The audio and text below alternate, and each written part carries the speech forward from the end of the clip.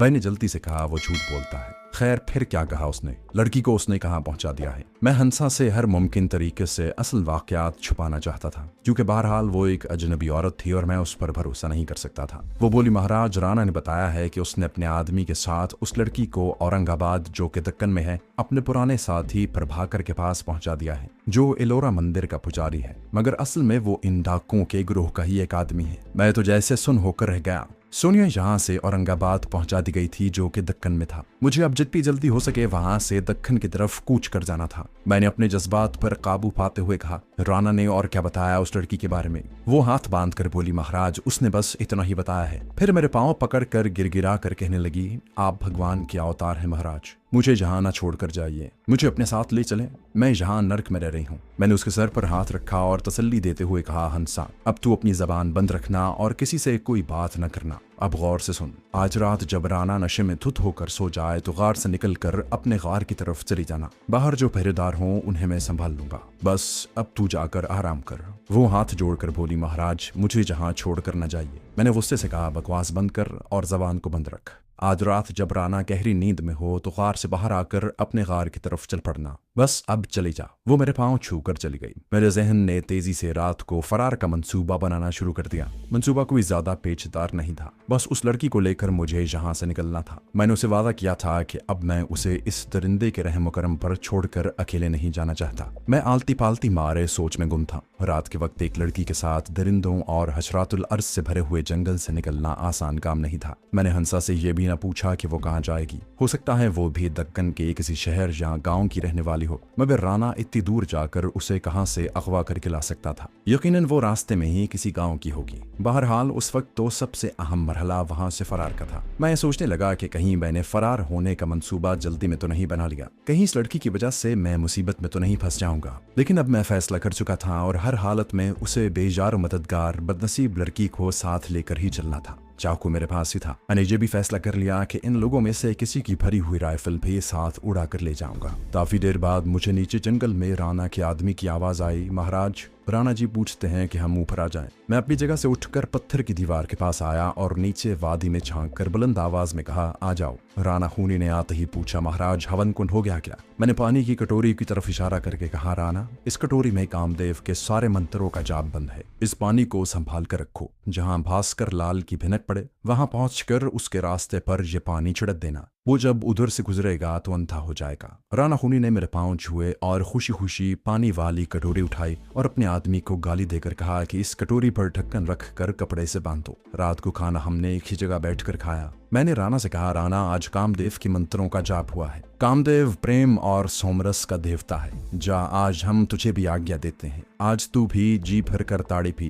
कामदेव खुश होगा। राना ने खुशी से एक नारा लगाया और वहीं ताड़ी की बोतल खोल दी। मैं चाहता था कि आज वो पी पी कर इतना धुत हो जाए कि उसे कुछ होश न रहे और मैं हंसा को लेकर वहां से निकल जाऊं। पहरेदारों और उसके आदमियों की मुझे कोई परवाह न थी। उनको काबू करने का मुझे ठंग आता था। रात हो गई, चारों तरफ अंधेरा छा गया। मैंने बहाने बहाने से राना से नाग बूटी यानी सांप के जहर का त्रियाक और वो मिसवाक भी हासिल कर ली। उसे कहा कि मैं उस पर मजीद कुछ मंत्र पढ़कर फूंकना चाहता हूँ ताकि इसका असर दुगना हो जाए। राना को भला क्या एतराज हो सकता था। जब वो नशे में झूमता झामता हुआ अपने गार में चला गया तो मैंने नाग बूटी वाली मिसवाक और चाकू अपने थैले के अंदर संभाल कर अपने पास ही रख लिया और मच्छरदानी के अंदर तख्त पर नींद दराज होकर रात के मजीद गहरा होने का इंतजार करने लगा। आहिस्ता आहिस्ता नीचे जंगल में गहरा सुकूत तारी होता गया। मेरी नज़र खास तौर पर उन दोनों पहरेदारों पर थी जो राना की गार के बाहर पथरीली दीवार के साथ बैठे ताड़ी से जी बहला रहे थे। वक्त गुजरता चला गया, फिर राना की गार की लालटेन बुझ गई।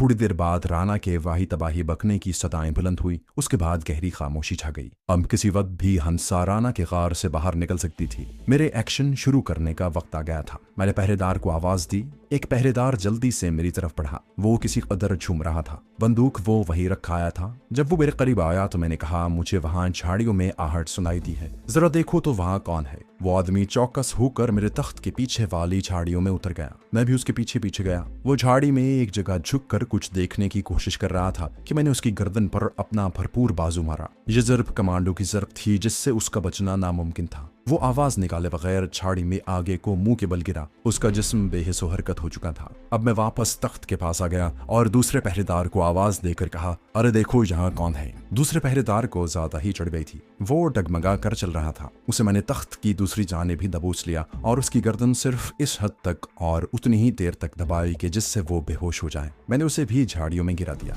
अब मैं जोगी सन्यासी नहीं था, पूरा कमांडो था। तख्त के पास जमीन पर बैठ गया। अभी तक हंसा गार से बाहर नहीं निकली थी। मुझे सख्त उलझन होने लगी। कम वक्त उसने इतनी देर क्यों कर दी है? कहीं वो भी तो नहीं सो गई? मैं दबे पांव बैठे बैठे अंधेरे में राना के गार की तरफ बढ़ने लगा। अभी उसके गार का धाना मुझसे चंद कदम ही दूर था कि गार में से एक साया निकला और साथ वाले गार की तरफ बढ़ा। ये हंसा थी। जब वो अपने गार में दाखिल हो गई तो मैं उठ खड़ा हुआ और दबे पांव राना के गार के करीब आकर अंदर झांक कर देखा। गार में अंधेरा था और राना के बेहंगम खर्राटों की आवाज आ रही थी। मैंने पहरेदारों की राइफलों में से एक राइफल उठाई, चैम्बर को खोल कर देखा। चैम्बर गोलियों से भरा हुआ था। अब मैं हंसा के गार में दाखिल हो गया। वो गार की दीवार के साथ लगकर खड़ी थी। मैंने आहिस्ता से कहा, क्या पीछे से कोई रास्ता नीचे जाता है? उसने खामोशी से कहा, हाँ मुझे मालूम है। मैंने पूछा, वहां कितने आदमी पहरा देते हैं? वो सरगोशी में भूली, रात को सिर्फ एक आदमी होता है। मैंने राना के बारे में पूछा तो उसने कहा, वो बेहोश पड़ा है, आज उसे बहुत चढ़ गई है। मैंने हंसा से कहा कि वो झुककर मेरे आगे आगे चले और जहां रात का पहरेदार मौजूद होता है वो जगह बताए। हंसा जल्दी से गार से बाहर निकलकर पीछे मुड़ गई। ये सुर्ख चट्टान का अकबी हिस्सा था। यहाँ अंधेरे में उतनी ही धीमी रोशनी थी जितनी के सितारों भरी रात को हुआ करती है। थैला मैंने कांधे से लटका रखा था। हंसा झुकी झुकी नीचे उतरने लगी। मैं भी झुक कर उसके पीछे चलने लगा। घास शबनम की वजह से गीली हो रही थी। हमारे एक जानिब चट्टान की ऊंची दीवार थी। हम दीवार के साथ लगकर चलने लगे। यहाँ उतराई थी। दो एक मोड़ घूमने के बाद रुक गई और अपना बाजू पीछे करके मुझे भी रुकने का इशारा किया। फिर मेरे कान के करीब अपना मुंह लाकर सरगोशी में बोली, वो सामने जो बड़ा पत्थर है उसके पीछे एक पहरेदार रोजाना शाम को जाकर बैठ जाता है। मैंने हंसा के कांधे पर हाथ रखकर उसे आहिस्ता से दबाया और सरगोशी में कहा कि वो इसी जगह बैठ जाए। अब मैंने कमांडो की तरह झुककर बड़े पत्थर की तरफ बढ़ना शुरू कर दिया, जो सितारों भरे आसमान के पस मंजर में एक ऐसे देव कामत इंसान की तरह नजर आ रहा था जो स्याह कंबल ओढ़ कर बैठा हुआ हो। मैं घास और झाड़ियों के अकब से होकर उस बड़े पत्थर के पीछे निकल आया। अब मैं जमीन पर बैठ गया। जहां जमीन पथरीली और सख्त थी। मेरे पाँव में चप्पल थी जिसकी आवाज पैदा नहीं हो रही थी। अगरचे ऊपर वार में राना बेहोश पड़ा हुआ था और उसके दोनों पहरेदार भी बेहिस्सो हरकत थे। ताहम मुझे खतरा था कि अगर उस पहरेदार ने आवाज बुलंद की तो दूसरी जानिब जो लोग नशेब में रात के पहरेदार हैं वो फायरिंग शुरू कर दें और फिर हमारा निकलना नामुमकिन हो जाए। इसलिए मैं बेहद एहतियात से काम लेना चाहता था। मैंने बैठे बैठे आगे को रेंगना शुरू कर दिया। साथ ही अंधेरे में आंखें फाड़ कर देखने लगा। बड़े पत्थर से चंद गज के फासले पर पहुंचकर मैं रुक गया। मुझे एक आदमी का सर नजर आया जो एक बार आगे को झुककर सीधा हो गया। मैं वहीं साकित हो गया। उसके साथ ही मुझे बीड़ी की चमक दिखाई दी। ये पहरेदार ही था और बीड़ी पी रहा था। अगर हंसा मुझे उसके बारे में खबरदार न करती तो सारे किए कराए पर पानी फिर सकता था और फिर तो राना हंसा के साथ मुझे भी जिंदा न छोड़ता। मैं खिसकता हुआ उस आदमी के अकब में मजीद करीब हो गया और एक तरफ छाड़ी की ओट में हो गया। यहाँ ज्यादा छाड़ियां नहीं थी। मैं जिस छाड़ी की ओट में छुपा हुआ था वो भी ज्यादा ऊंची नहीं थी। खतरा शदीद था मगर मुझे हर हालत में उस पहरेदार से छुटकारा हासिल करना था। मैं उस पर फायर करने की हिमाकत नहीं कर सकता था। मैंने अंधेरे में अपने दाएं बाएं देखा। मेरे करीब ही एक छोटा सा दरख्त था। उसका झाड़ कीकर के झाड़ की तरह फैला हुआ था। एक तरकीब मेरे जहन में आई मगर उसमें खतरा था कि पहरेदार को फायर करने का मौका मिल जाएगा। मैंने पीछे से जाकर हमला करने का फैसला किया और जमीन पर लेटकर रेंगते हुए बड़े पत्थर के पीछे पहुंच गया। मैं वहीं सांप की तरह पड़ा रहा। मुझे एक पहरेदार के दो एक बार सांस लेने की आवाज सुनाई दी। फिर वो बीड़ी पीते हुए जरा सा खांसा। मैंने आहिस्ता से सर उठाकर देखा कि उसकी पुश्त मेरी तरफ थी। जरा सी आहट पर वो पलट कर मेरी तरफ देख सकता था। बंदूक उसने पत्थर के साथ खड़ी कर रखी थी। मुझे ज्यादा वक्त नहीं लगाना चाहिए था। मेरे दिल ने जैसे मुझे आवाज दी उस पर कमांडो अटैक ही कारगर साबित हो सकता था। सबसे पहला काम मैंने ये किया कि दोनों पंजों के बल बैठ गया। पथरीली जमीन थी इसलिए आवाज पैदा न हुई। घास या खुश्क पत्ते होते तो आवाज पैदा हो सकती थी। फिर मैंने उसकी गर्दन का निशाना बांधा जो मुझे साए की तरह नजर आ रही थी। उसके सर पर पगड़ी थी, गर्दन नंगी थी। मैं एक ही पल में चीते की तरह अपनी जगह से उछला और पहरेदार की गर्दन पर जा गिरा। उसकी गर्दन मेरे हाथों के शिकंजे में थी। मैं उसके ऊपर गिरा हुआ था। उसकी गर्दन को पूरी तरह से दबा रहा था। वो मुझसे ज्यादा ताकतवर नहीं था। मेरी गिरफ्त में उसने कई बार तड़प कर निकलने की कोशिश की मगर चूंकि उसका सांस बंद हो रहा था इसलिए उसकी ताकत ने बहुत जल्द जवाब दे दिया और वो बेहिस हो गया। फिर भी मैंने उसका गला उस वक्त तक न छोड़ा जब तक कि मुझे उसके मर जाने या पूरी पूरी तरह बेहोश हो जाने का यकीन न हो गया। फिर मैंने उसकी पगड़ी उतार कर उसका 1 गज का टुकड़ा फाड़ा और उसके मुंह पर कसकर बांध दिया। फिर उसके हाथ पांव भी बांध दिए। मैंने उसकी बंदूक साथ ही ले ली और हंसा के पास आ गया। अंधेरे में वो मुझे देख रही थी। मैंने बंदूक उसकी तरफ बढ़ाकर कहा, ये तुम अपने पास रख लो और यहाँ से भागो। हम कुछ देर तक भागते गए। हंसा का सांस फूल गया। हम कदम कदम चलने लगे। मैं रातों रात वहां से बहुत दूर निकल जाना चाहता था। हंसा ने बताया था कि आगे नदी आएगी। नदी के पार वाला जंगल इतना खतरनाक नहीं है। राना ने एक दिन बताया था कि हम लूट मार के बाद उसी जंगल से वापस आते हैं। वो हंसा को भी अगवा करके उसी रास्ते से सुर्ख चट्टानों वाले गार में लाया था। उस लड़की की याददाश्त को मैं आज भी दाद देता हूँ। उसे रात के वक्त भी वो रास्ता याद था। हमने नदी उबूर की और दूसरे किनारे से होते हुए एक पगडंडी पर चलने लगे। हमारे चारों तरफ मौत जैसा सुकूत था। सितारों की फीकी सी रोशनी में दरख्तों के खाके नजर आ रहे थे। पगडंडी पर पत्थर बिखरे हुए थे। जमीन कभी ऊंची हो जाती, कभी नशेवा जाता। अब मैंने हंसा से पूछा कि वो कहाँ जाना चाहती है और उसका घर कहाँ है। हंसा ने कहा कि वो अपने माता पिता के घर जाएगी। पति के घर गई तो वो मुझे घर से निकाल देगा। डाकू के यहाँ 1 माह गुजार कर आई हुई दुल्हन को कौन अपने घर में घुसने देता है। हमारा घर चंद्रपुर स्टेशन से 7 कोस दूर एक गांव में है। छंदी हमारे गांव का नाम है। आप मुझे मेरे गांव में छोड़ दें।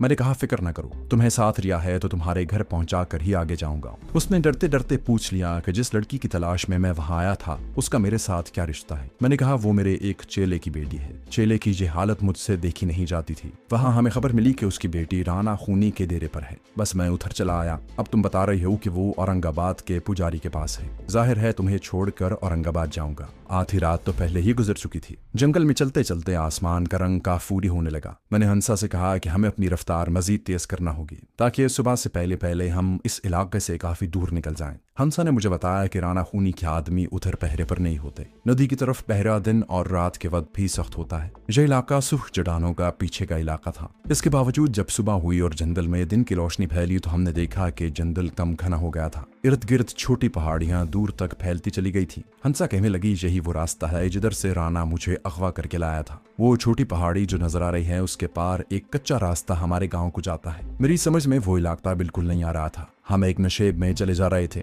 जहां कहीं पुराने सूखे हुए दरख्तों की मोटी मोटी जड़ें जमीन से बाहर को निकली हुई थी। कहीं पत्थर बिखरे हुए थे। दरख्त छिद्रे हो गए थे और उन पर मोटी जंगली बेलों ने अपने पत्ते चढ़ा रखे थे। लड़की चलते चलते थक गई थी मगर राना खूनी के खौफ की वजह से वो चलती जा रही थी। हम सुर्ख चट्टानों वाले इलाके से काफी दूर निकल आए थे। सतह मुर्तफा होने की वजह से हमें पीछे की चट्टानें दिखाई दे रही थी और धूप पूरी तरह निकल आई थी। गर्मी और चलने की वजह से भी हमें पसीना आ रहा था। लड़की के माथे पर से भी पसीने के पतरे टपकने लगे और एक जगह वो पहुंचकर बेदम होकर बैठ गई। सांस लेते हुए बोली, मुझसे अब चला नहीं जाता, सारा जिस्म अकड़ गया है। मैंने पीछे देखा, सारा इलाका वीरान था। लड़की की बंदूक भी मेरे पास ही थी। मैं उसके करीब बैठ गया। थोड़ा सा सस्ताने के बाद हम फिर आगे रवाना हो गए। दोपहर के करीब हम उस पहाड़ी के दामन में पहुंच गए जिसकी दूसरी जानिब बकौल हंसा के चंद्रपुर जाने वाली कच्ची सड़क थी। व्यास से हमारे हल्क खुश्क हो रहे थे। वहां पानी का दूर दूर तक निशान नहीं था। हंसा ने कहा कि पहाड़ी की दूसरी जानिब एक बाउली है, वहां से राना और उसके आदमियों ने रुककर पानी पिया था। हमने फिर चलना शुरू कर दिया। हंसा का बुरा हाल हो रहा था। उसे वाकई नहीं चला जा रहा था। खुदा खुदा करके पहाड़ी की चढ़ाई खत्म हुई।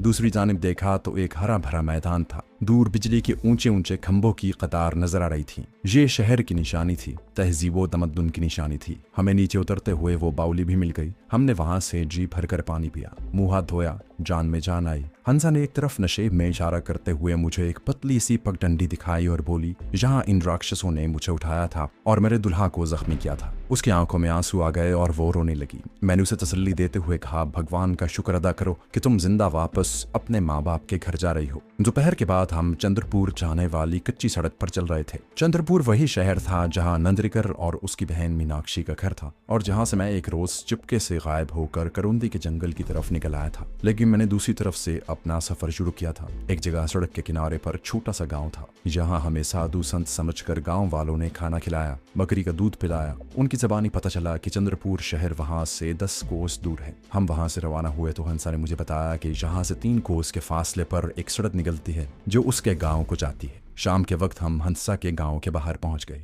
हंसा का रंग उड़ा उड़ा सा था। अपने गांव को देखकर उस पर घबराहट सी तारी हो गई। आखिर क्यों न होती। जिस गांव से दुल्हन बनकर अपने दुल्हे के साथ निकली थी, आज तबाह हाल दाखिल हो रही थी। फिर भी वो बड़े हौसले वाली लड़की थी। कुछ मैं भी हौसला दे रहा था कि मैं उसके माता पिता को सारी बात समझा दूंगा। उसके माता पिता ने अपनी बच्ची को देखा तो उन्होंने उसे अपने साथ लिपटा लिया और फूट फूट कर रोने लगे। वो अपनी बेटी से मायूस हो चुके थे। मैंने उन्हें बताया कि उनकी बेटी बेगुनाह है। एक खूनी बदमाश उसे उठाकर ले गया था, जहां से मैं उसे छुड़ा कर लाया हूँ। बेचारी माँ तो रोए जा रही थी। बहरहाल किस्सा मुख्तसर ये कि मैंने रात उनके बोसीदा मकान के छप्पर के नीचे बसर की और अगले रोज इजाजत लेकर चंद्रपुर के रेलवे स्टेशन की तरफ रवाना हो गया। रवाना होने के आदमियों ने मेरे पैसे भी लौटा दिए थे।